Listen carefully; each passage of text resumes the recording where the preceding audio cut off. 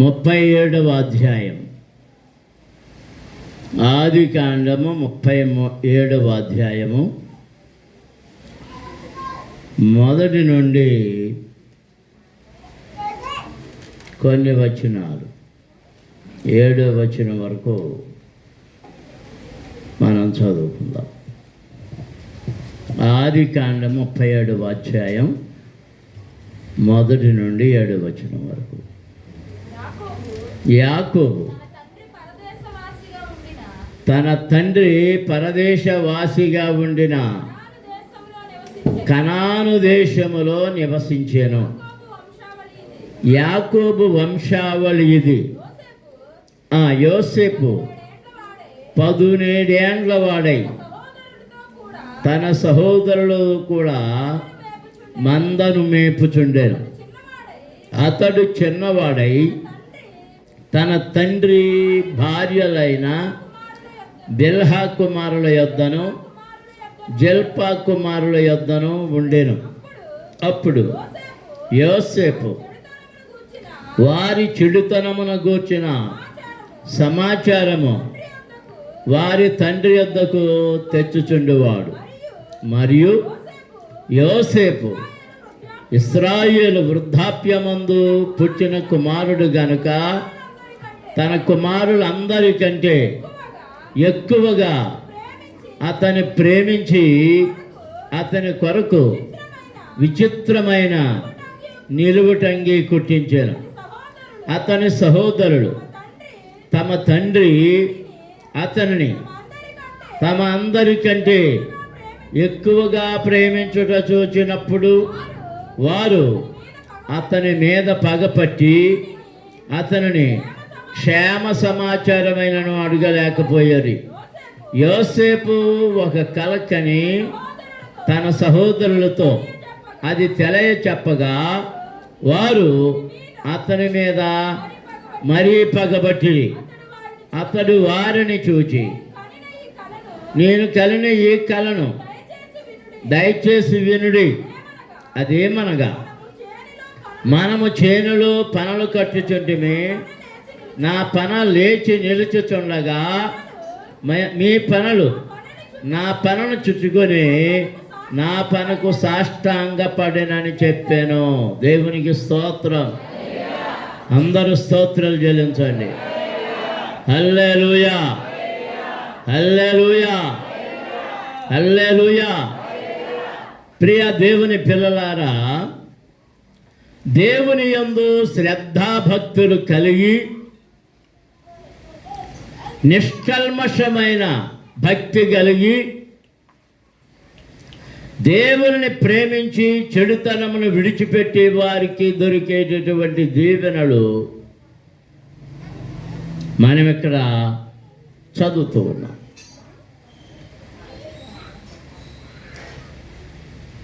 చాలా విస్తారమైన సంగతులు ఇక్కడ కనబడుతూ ఉన్నాయి. క్లుప్తంగా కొన్ని మాత్రమే ఈరోజు మీతో పంచుకోవాలని తలస్తూ ఉన్నాను. మొదటి వచనంలో యాకోబు తన తండ్రి పరవాసిగా ఉండిన కనాను దేశములో నివసించెను. దేవునికి స్తోత్రం. హల్లెలూయా, హల్లెలూయా. ఇది చాలా జాగ్రత్తగా గుర్తుపెట్టుకోవాలి.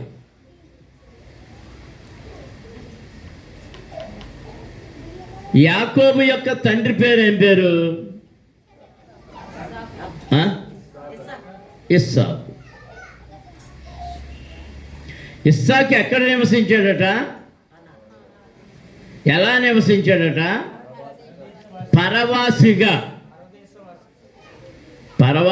పరదేశవాసిగా నివసించాడు. దేవునికి స్తోత్రం. హల్లెలూయా, హల్లెలూయా, హల్లెలూయా. అంటే మరొక దేశాన్ని నుంచి వచ్చిన వాడుగా. ఇస్సాకు తండ్రి ఎవరు? అబ్రహాం. అబ్రహాం ఎక్కడ నివసించాడు చెప్పండి? అబ్రహాం కూడా ఇదే ప్రదేశంలో నివసించాడు, హెబ్రోన్లో. హెబ్రోన్ ఎక్కడుందంటే కనానులోనే. అబ్రహాముతో దేవుడు చెప్పిన మాట ఏంటంటే, నేను చెప్పినట్లుగా నీవు నీ స్థలాన్ని, నీ ప్రజలను, నీ జనులను విడిచిపెట్టి నీవు వచ్చేస్తే నీకు ఒక ప్రత్యేకమైన స్థలమునిస్తాను, నీకును నీ పిల్లలకును రాబోని తరములన్నిటికీ స్వాస్థ్యముగా ఇవ్వబోతున్నాను. అది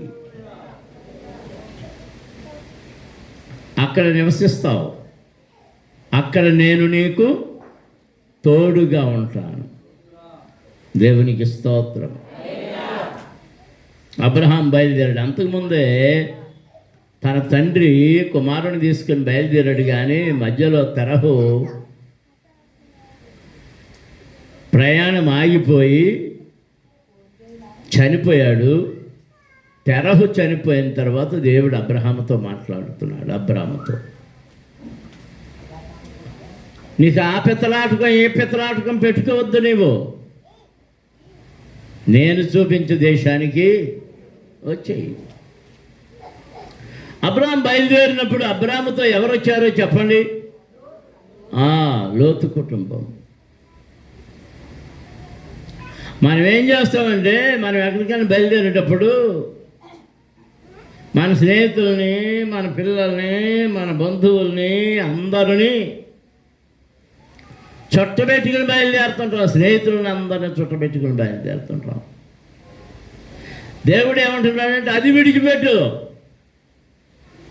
నేను చూపించే దేశానికి నువ్వు వెళ్ళాలంటే నీ బంధువులను విడిచిపెట్టాలి, నీ తండ్రి ఇంటి వారిని విడిచిపెట్టాలి, నీ అన్నదమ్ములను విడిచిపెట్టాలి, నీ అక్క చెల్లెండ్రులను విడిచిపెట్టాలి, అందరిని విడిచిపెట్టాలి. నీవు నా మాట విని బయలుదేరి వస్తే నేను నీ కొరకు దాచి ఉంచిన అత్యంత మనోహరమైన శ్రేష్టమైన దీవెనలు నీ కొరకు కాచుకొని ఉన్నాయి. దేవునికి స్తోత్రం. హల్లెలూయా. అబ్రహాం బయలుదేరినప్పుడు ఆయనతో ఎవరు బయలుదేరిపోయారంటే, లోతు బయలుదేరిపోయాడు. లోతు బయలుదేరిపోయాడు. లోతు ఎందుకు బయలుదేరాడు? మీరు వాక్యాన్ని చాలా జాగ్రత్తగా చదివితే, లోతు శారమ్మ గారి తమ్ముడు. బయలుదేరిపోయాడు. అక్క కూడా బయలుదేరిపోయాడు. మీరు ఇప్పుడు వరుసలు చూడకండి,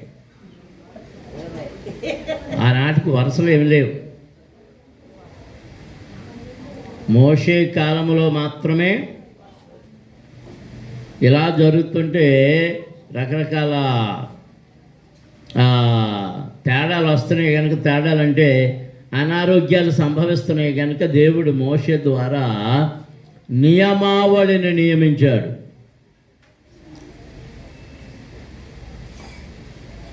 దేవునికి స్తోత్రం. హల్లెలూయా. ఇప్పుడు బయలుదేరాడు. బయలుదేరి వస్తూ ఉంటే కనానుకు వచ్చినప్పుడు దేవుడు అన్నాడు, ఇది నేను నీ పితరులకు ఇచ్చుచున్న దేశము, ప్రదేశము. దేవునికి స్తోత్రం. హల్లెలూయా. అలాగా ప్రభువా అన్నాడు. అక్కడ ఒక బలిపీఠం కట్టాడు, బలి అర్పించాడు, ప్రార్థన చేశాడు. మళ్ళీ అంటే ఏమనుకున్నాడు? మూటా ముల్లే సర్దుకొని బయలుదేరాడు. ఇది నీ ఇల్లురా, ఇది నీ గదిరా, ఇది నీ సంతానం ఉండే స్థలమురా అని దేవుడు నీకు ఒక ఇల్లు ఇచ్చిన తర్వాత అది విడిచిపెట్టి ఇంకా ఇంకా ఇంకా అటు ఇటు తిరుగుతుంటే అక్కడ ఏం చేస్తారు తెలుసా? కట్టేస్తారు, ఎరగబొడి చేస్తారు. ఏంటంటే అవి ఆళ్ళయి. ఈయన ఏం చేశాడు? ఇప్పుడు సాగి వెళ్ళిపోయాడు. ఎక్కడికి వెళ్ళిపోయాడు? ఐగుప్తుకి వెళ్ళిపోయాడు. ఐగుప్తు వాళ్ళందరూ కళ్ళు ఎవరి మీద పడ్డాయి అంటే శారమ్మ గారి మీద పడ్డాయి. శారమ్మ మహా అందగత్తె. అప్పటి రోజుల్లో మిస్ యూనివర్స్. ఆ కోళ్ళు కూడా మిస్ యూనివర్సే. మిస్ వరల్డా? మిస్ వరల్డ్, మిస్ యూనివర్సే. తండ్రి కొడుకులు ఇద్దరు తమ భార్యను దాచుకోవాల్సి వచ్చింది. ఆయన ఎత్తుపోయారే కానీ అబ్రహాముకు తోడుగా ఎవరున్నారు? దేవుడు ఉన్నందుచేత ఆమెను ఎవ్వరు ముట్టలేదు. దేవునికి స్తోత్రం. అందరూ స్తోత్రాలు చెల్లించుదాం. హల్లెలూయా. సరే, అబ్రహాం తర్వాత అబ్రహాం దినాల్లో కరువు వచ్చింది. ఇస్సాకు రోజులు వచ్చినాయి. ఇస్సాకు రోజుల్లో కరువు వచ్చింది. ఇస్సాకు మళ్ళీ గెరారుకు వెళ్ళాడు. ఐగుప్తు దేశంలో ఆహారం నిండుగా ఉండేది. ఆ తర్వాత ఇప్పుడు యాకోబు 20 సంవత్సరాలు మేనమామ దగ్గర ఉండి పాలేరుతనం చేసిన తర్వాత వచ్చేసాడు. ఎక్కడికి వచ్చాడు? అదే ఈ మొదటి వచనంలో రాయబడి ఉంది. చదువు. తన తండ్రి పరదేశవాసిగా ఉన్న కనాను దేశములో నివసించెను. దేవునికి స్తోత్రం. ఈ కనానును గురించి ఇశ్రాయేలు ప్రజలతో దేవుడు ఏమన్నాడు? ఓ ఇశ్రాయేలు ప్రజలారా, నా ప్రజలారా, నా సంతానమా, నేను మీకు ఇచ్చుచున్న కనాను దేశము ఏ దేశము? పాలు తేనెలు ప్రవహించు దేశానికి నేను మిమ్మలను నడిపించబోతున్నాను. దేవునికి స్తోత్రం. హల్లెలూయా, హల్లెలూయా, హల్లెలూయా, హల్లెలూయా. ఇప్పుడు యాకోబు నివాసం ఎక్కడుంది? కనానులో. ఈ కనాను నుండే ఐగుప్తుకు వెళ్ళాడు. ఈ కనాను నుండే కనానుకు వచ్చిన తర్వాత నెమ్మదిగా ఉన్నాడు, ఐశ్వర్యంతో ఉన్నాడు. మామ ఇంటి దగ్గర నుండి సంపాదించుకున్న ఆస్తంతటిని పట్టుకుని తెచ్చుకున్నాడు. ఆ యోర్దాను దాటిన తర్వాత అంటున్నాడు, ప్రభువా, ఇదిగో నా చేతిలో ఉన్న కర్ర తప్ప ఇంకేమీ లేదు. ఈ కర్రతో వెళ్ళాను. నేను ఇప్పుడు తిరిగి వచ్చినప్పుడు ఎన్నయ్యాను? 2 సమూహములుగా మారిపోయాను. 2 సమూహాలు. అందరూ దేవునికి స్తోత్రాలు చెల్లించారు. హల్లెలూయా, హల్లెలూయా, హల్లెలూయా. ఇదిగో కనానుకు వచ్చేసాడు. కనానులో నివసిస్తున్నాడు. కనానుకు వచ్చే ముందు మార్గములో ఒక శోకం. ఏంటి అంటే, తాను అత్యంతగా ప్రేమించినటువంటి రాహేలు కనానుకు రాలేదు. వచ్చిందా? రాలేదు.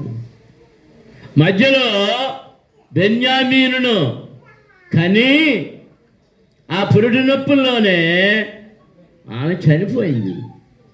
అందుకే బెన్యామీనికి దుఃఖపుత్రుడు, బెంజమిన్ అంటే దుఃఖపుత్రుడని పేరు పెట్టింది. ఆమె పెట్టింది, తల్లి పెట్టింది, రాహేలమ్మే పెట్టింది. దేవునికి స్తోత్రం. అందరూ స్తోత్రాలు చెల్లించుదాం.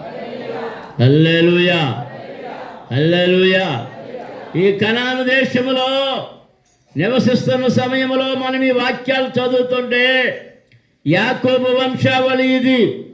యోసేపు 17 ఏండ్ల వాడై తన సహోదరులతో కూడా మందను మేపుచుండెను.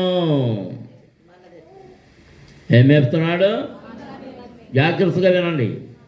ఏం మేపుతున్నాడు? చెప్పాలందరూ.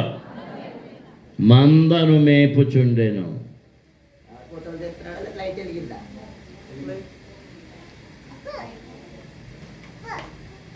ఇక్కడ నాకు వెంటనే దావీదు గారి జ్ఞాపకం వచ్చాడు.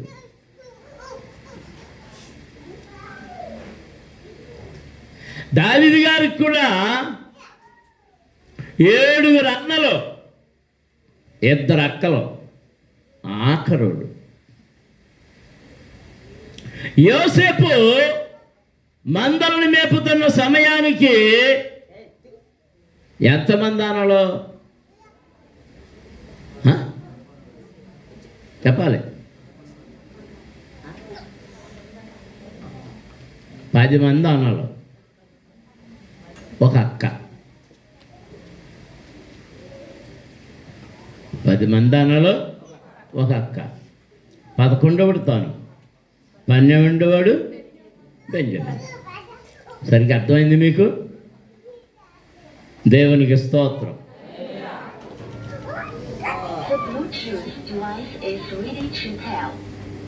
ఇప్పటికి ఈయన వయసు ఎంత అంట? 17 సంవత్సరాలు. ఎంత? 17 సంవత్సరాలు. అది స్టార్టింగ్లో పెట్టాలండి.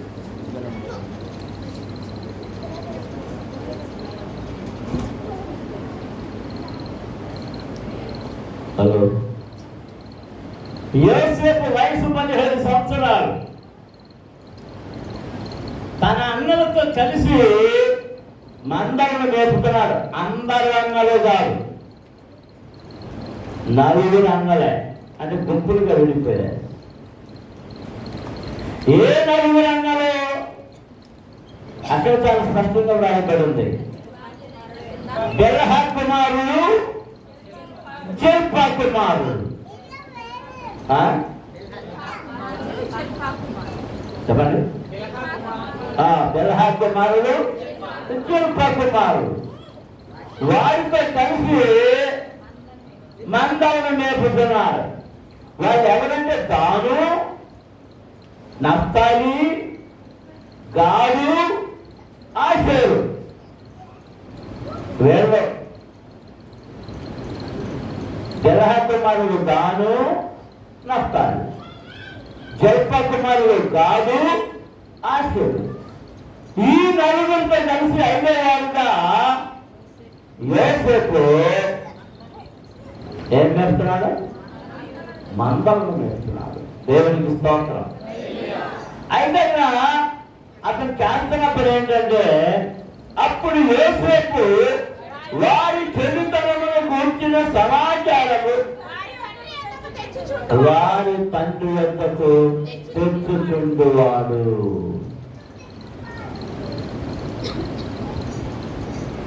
బాల్యము నుండి యవన కాలములో నుండి చెడుతనమును ఇష్టపడిన వాడు కాదు యోసేపు. దానిని దూరముగా ఉంచాడు. 15 సంవత్సరాలు అంటే టీనేజ్ వయసు. టీనేజ్ దానికి పైగా 25 వ్యవహారం. 13 వాళ్ళ వయసుకే ఇంకా మీసా పైకి రాకముందే స్కూల్ దగ్గర చేరి ఆడపిల్లలను నేర్పించే వయసు ఇది. ఎక్కడ పోయింది మళ్ళీ నవ్వు? నీకంటే జంట పొడిగిపోతుంది. మాట్లాడుకునే మామూలు నీ హైట్లో ఉన్నాడు. 3 వారాలకు వస్తున్నాడు. దాన్ని ఎందుకు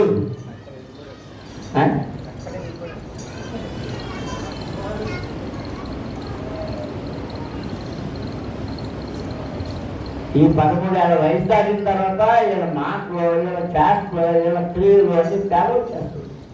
అందరిలో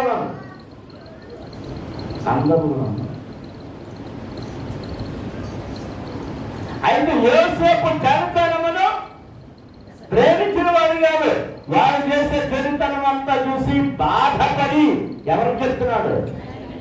తండ్రికి చెప్పుతున్నాడు. దేవునికి స్తోత్రం.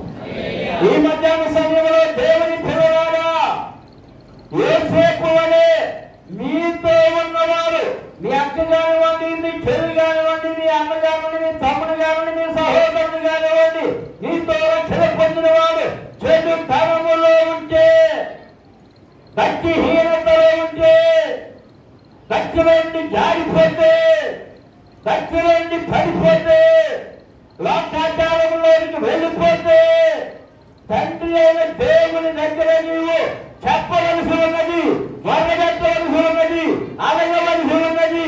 ఆ సమాచారం అంతా దేవునికి చెప్పాలి, సంఘ కాపరికి చెప్పాలి. అన్న దేవునికి స్తోత్రం. హల్లెలూయా, హల్లెలూయా, హల్లెలూయా.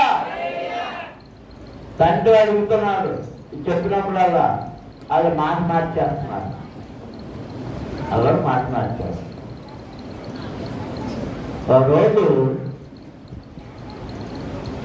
నేను ఇంటర్మీడియట్ చదువుతున్నాను, సెకండ్ ఇయర్ చదువుతున్నాను. మొహంగారు బంధువులైనప్పుడు ఆ మోహన్ కద్దమ్మ గారు ఇచ్చాడు. ఆ మోహన్ని మొహం కడుక్కుంటున్నాను, పళ్ళు తోముకుంటున్నాను.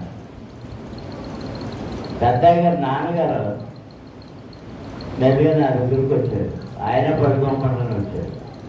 అందరం పళ్ళు తోమే సమయం. ఇంటి దగ్గరికి వచ్చాడు అనుకుంటా. ఆయన గుడ్డేది మంటనే ఉన్నాయి, గుడ్డేది మంటనే ఉన్నాయి.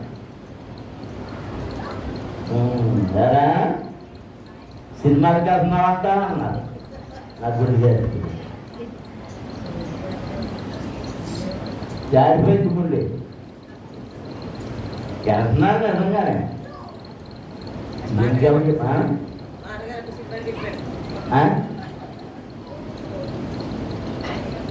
ఇంకెవరు చెప్పారు బాబు అనుకున్నాను. ఆయన కొన్నిసార్లు ఊహించి ప్రశ్న వేస్తుంటారు. నాకు చెప్పారు అన్నారు. సాక్ష్యం చెప్పనా తీసుకురానా అన్నారు. నేను అర్థంగా అబద్ధాలు తీసుకురాను.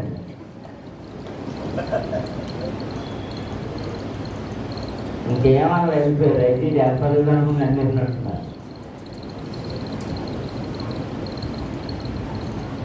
పిల్లలు చేసే సమాచారం ఎవరికి తెలియాలి? చెడు సమాచారం తండ్రికి తెలియాలి, తల్లికి తెలియాలి. ఆ ఆ చెడుతనాన్ని చెప్పేదే తండ్రులు ఉంటారు, తల్లులు ఉంటారు. జాగ్రత్త. ఒకవేళ నీ పిల్లల యొక్క చెడుతనాన్ని కప్పెట్టావంటే వారిని నరక పాత్రలు చేస్తున్నావు, భయంకరమైన శిక్షకు పాత్రలు చేస్తున్నావు. జాగ్రత్త. నీ పిల్లలు నీ గొప్పతనం వల్ల పుట్టలే. దేవుడు నిన్ను ప్రేమించి ఇచ్చిన పిల్లలు వాళ్ళు. నమ్మిన వారు దేవునికి స్తోత్రం చేయాలి. హల్లెలూయా. అన్న చాలా సంవత్సరాలు ఏడ్చింది, పిల్లలు కావాలి పిల్లలు కావాలని.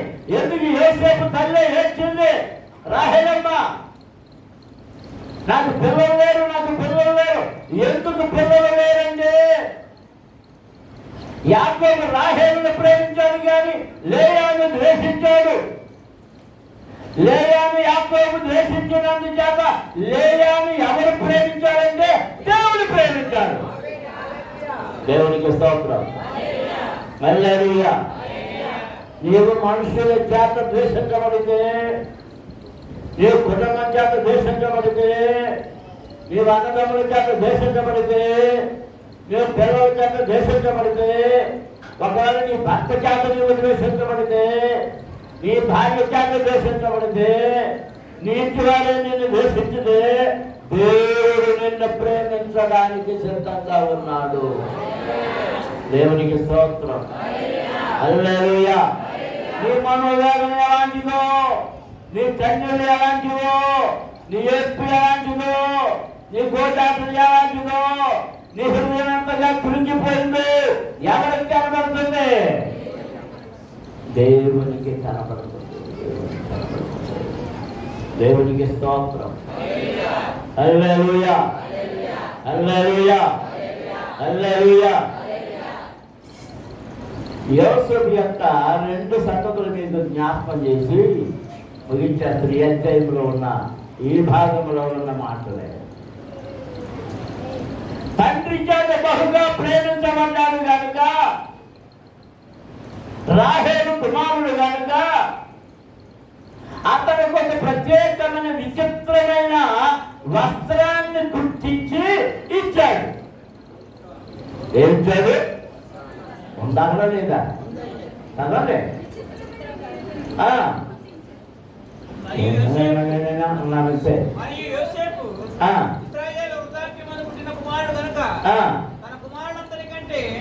ఎక్కువగా అతన్ని ప్రేమించి అతని కొరకు విచిత్రమైన విచిత్రమైన నిలువుటంగి కుట్టించెను. ఈయన తండ్రిని ప్రేమిస్తున్నాడు, తండ్రి ఈయన ప్రేమిస్తున్నాడు. చరిత్రమును ద్వేషించాడు కనుక, చరిత్రమును ఇష్టపడలేదు కనుక, చరిత్రమును గుర్చిన వర్తమానం చేస్తున్నాడు కనుక తండ్రి ప్రేమ అధికమైపోయింది. విచిత్రమైన నిలువుటంగి, దానికి ఎక్కడ కుట్టు ఉండవు, అది అల్లికే, ఏక అల్లిక. అవి చాలా కష్టతరంగా తయారు చేస్తాయి, ఎవరికో దాని దొరకదు. అలాంటి ప్రత్యేకమైన నిలువుటంగి, అది పై నుండి కిందకు, ఆ అంగి పై నుండి కిందకు తొడగబడినటువంటి అంగీని కుట్టించారు. ఆ అంగీ చూసి కూడా ఈ అన్నగారికి ఏం కలిగింది? అసూయ కలిగింది. తమ్ముడిని ప్రేమిస్తున్నందుకు అసూయ కలిగింది, అంగీ కుట్టించినందుకు అసూయ కలిగింది, తమ చరిత్రను తండ్రి దగ్గర పెట్టుకుంటున్నాడని ద్వేషం కలిగింది. అన్న దేవునికి స్తోత్రం జరుగుతుంది. హల్లెలూయా, హల్లెలూయా, హల్లెలూయా. ద్వేషం కలిగి అతని సహోదరులు తమ తండ్రి అతన్ని తమందరికంటే ఎక్కువగా ప్రేమించిన చూసినప్పుడు అతని మీద పగబట్టి అతని క్షేమ సమాచారమైనను అడుగలేకపోయేది. దేవునికి స్తోత్రం. పగ విపరీతంగా పెంచేసుకున్నారు. ఏం తెచ్చుకున్నారు? పగ. అది అంత చక్కటి అంగీ గుర్తించాడు, అది అంత ఇష్టం. ఇది మనతో తాగడం. వీళ్ళు చేసిన చెడుతనం ఏంటి చెప్పగలరా అమ్మా? వ్యసనాలు, త్రాగుడు, వ్యభిచారం. తండ్రి యొక్క మందలోని పిల్లలను అమ్మేసుకుని వారు వ్యసనాలు నేర్చుకుంటున్నారు. ఇప్పుడు మందలోని గొర్రెలను అమ్మేస్తే గొర్రెలు ఏమైపోతాయి?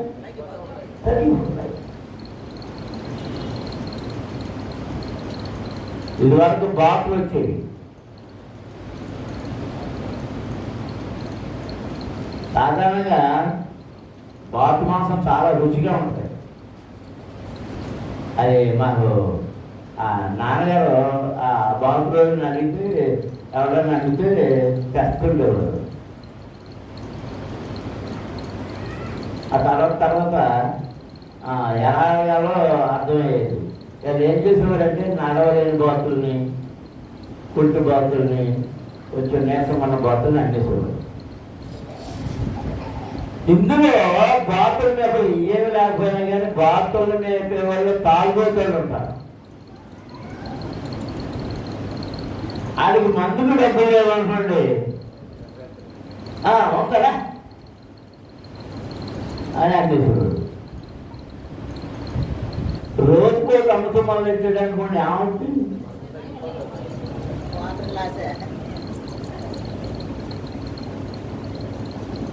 ఏదో మరి రోజుకు హోం కన్నేస్తున్నాడు. ఏం చేస్తున్నాడు? తండ్రికి ఏం చేస్తున్నారు? నష్టం కలిగించుతున్నారు వారి వ్యసనముల వలన, వారి చెడు అలవాట్ల వలన. అదే యోసేపు ఎన్ని మందలు ఉన్నాయి, ఎన్ని గొర్రెలు ఉన్నాయి, ఎన్ని ఆడే గొర్రెలు ఉన్నాయి, ఎన్ని మగ గొర్రెలు అంటే ఇవేనా ఇవ్వండి అని చెప్పేవాడు. ఏమైనా ఎందుకు తగ్గినాయి అంటే అన్ని వాళ్ళు అమ్మేశారు, అన్ని వాళ్ళు అమ్మేశారు.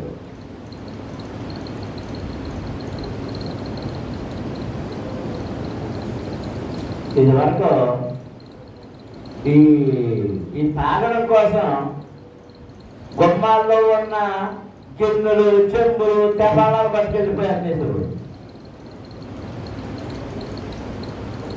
ఇయ్యం కేసులు ఎక్కువండి. కొంతమంది సినిమా కనుక అమ్మేశారు.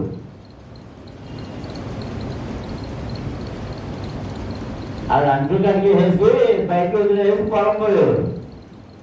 ఆర్తి ఎందుకు వచ్చేటప్పటికి ఇది కనబడేది కాదు. ఏమైపోయింది? ఎవరు పట్టుకుపోయాడు? దొంగడు ఎవరు పట్టుకుపోయాడు?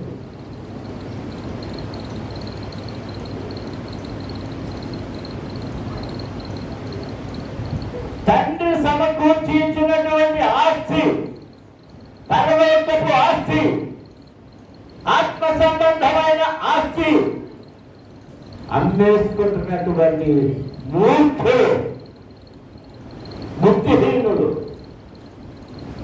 దేవుడు నీకు ఇచ్చిన ఆస్తిని అమ్మేసుకుంటున్నావు. దేవుడు నీకు ఇచ్చిన ప్రార్థన శక్తిని అమ్మేసుకుంటున్నావు.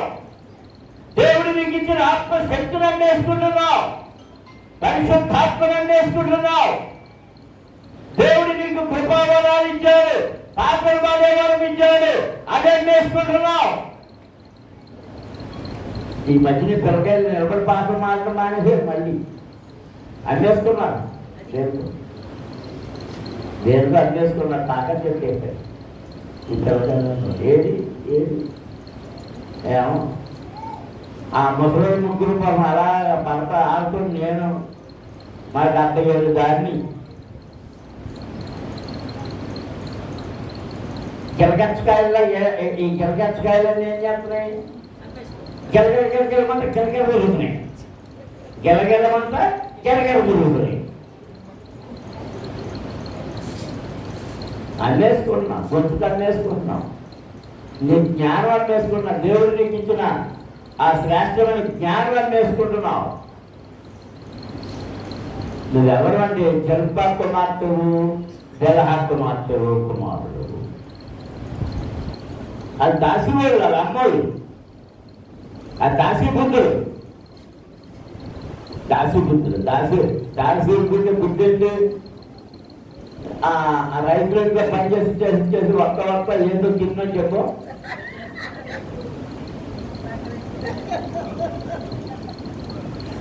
ఇంటాను కానీ ఏదన్నా పెరుగో పక్కలో ఇచ్చిందనుకుంటా ఇంటి పది బతకాలరు.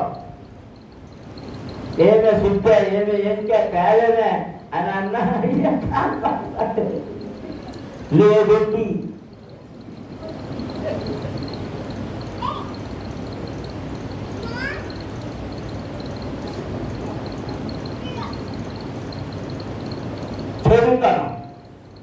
చెడుతాను. చెడుతనం వల్ల నీకు ఇవ్వబడిన ఆస్తిని అన్నేసుకుంటున్నావు, రక్షణ అన్నేసుకుంటున్నావు, సంతోషాన్ని అన్నేసుకుంటున్నావు. స్తోత్రం జరుగుతుంది. హల్లెలూయా, హల్లెలూయా. దాన్ని అన్నేసుకోవడం వల్ల నీ దగ్గర కృప అంతా పోతుంది. ఇదే కృప నీ దగ్గర రాదు. కృప నిన్ను విడిచి వెళ్ళిపోతుంది. ప్రభువా నీ కృప నన్ను విడువనీయకు అని ప్రార్థించవలసిన నీవు దాన్ని అందరిలోనే కట్టేస్తున్నావు. యెహోవా దయాళుడు, ఆయన కృప నిరంతరము. ఈ మాట నేర్పాడు కదా, నన్ను అన్నాడు కదా, నేను అమ్ముకుంటానే ఉంటాను, ఆయన తయారు చేస్తాను. నేను అమ్ముకుంటానే ఉంటాను, ఆయన కొత్త, ఆయన ప్రభుత్వ లేస్తుంటా. ఆయన కృప బంగారు గుడ్లు పెట్టి బంగారు బాటు పెట్టింది. ఏ రోజు గుడ్డు ఆ రోజే తీసుకోవాలి. అన్ని ఒకసారి తీసుకుందామని పట్టుకొస్తే అందులో ఉన్నాయి, ఏమీ లేవు.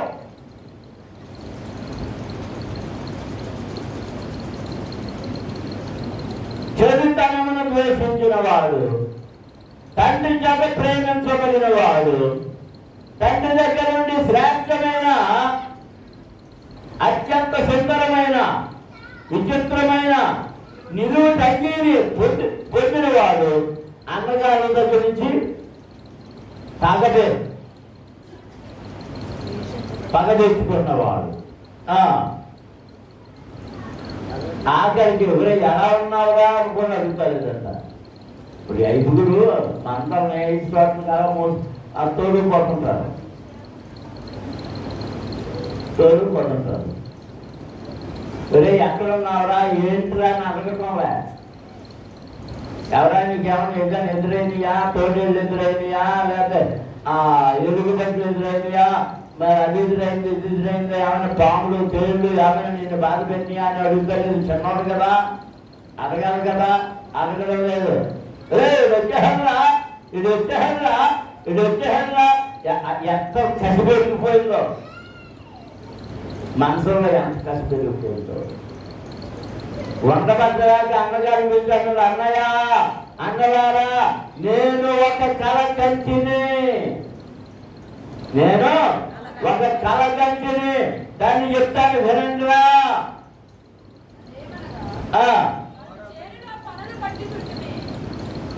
యోసేపు కళ కని తన సహోదరులకు అది తెలియ చెప్పగా వారు అతని మీద మరీ బాధపట్టారు, మరీ పెట్టారండి. కథలుపోయిందట. అతడు వారిని చూసి, నేను కన్న ఈ కారణం మీరు దయచేసి వినుడి. అదేమనగా, మనము చేనులో పనులు కట్టుచుండని, నా పనలేచి నిలుచుండగా నీ పనులు నా పనను చుట్టుకొని నా పనకు సాష్టాంగ పడను అని చెప్పారు. అంతే. అందుకతను సహోదరులు, నీవు నిశ్చయముగా మమ్మల్ని వదులుదవా, మా మీద నువ్వు అధికారి వదులువా, అతనితో చెప్పి అతని కళలను బట్టి అతని మాటలను బట్టి అతని మీద మరింత పగబట్టిరి.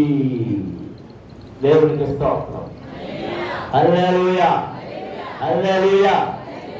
నేను ముగించేస్తా.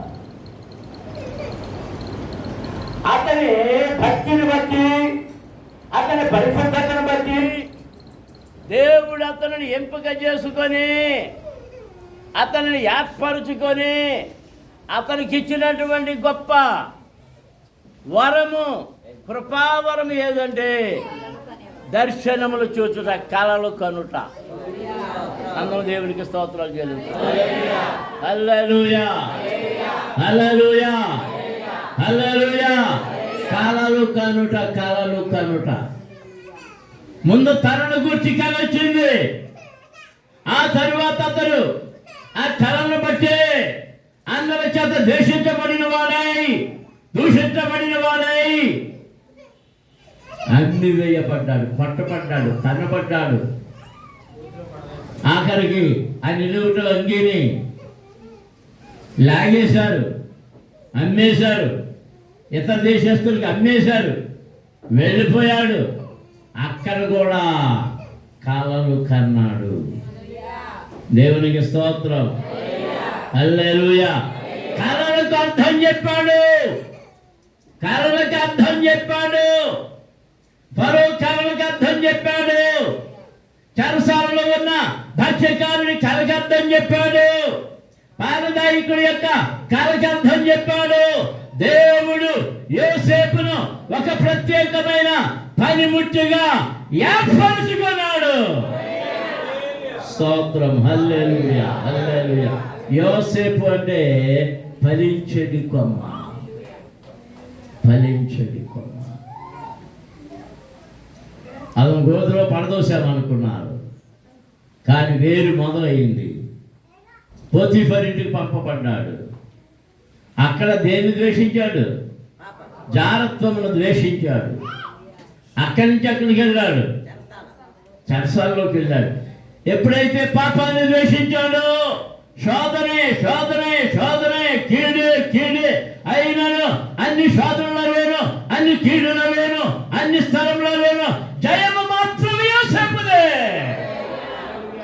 ఎందుకంటే దేవుడు అతనితో ఉన్నాడు, దేవుడు అతనికి తోడుగా ఉన్నాడు, దేవుడు అతని పక్షంలో ఉన్నాడు. రాజులు అతని పక్షానికి మార్చబడ్డారు, అధికారులు అతని పక్షానికి మార్చబడ్డారు. స్తోత్రం, స్తోత్రం. మోకరించండి, ప్రార్థన చేసుకుందాం. ఈ మధ్యాహ్న సమయంలో నీవు యోసేపు వలె మారిపోవాలి, యోసేపు వలె దీవించబడాలి, యోసేపు వలె ఆశీర్వాదములు పొందుకోవాలి, యోసేపు వలె దీవెన దీవెన దీవెన దీవెన నీవు పొందుకోవాలి. యోసేపు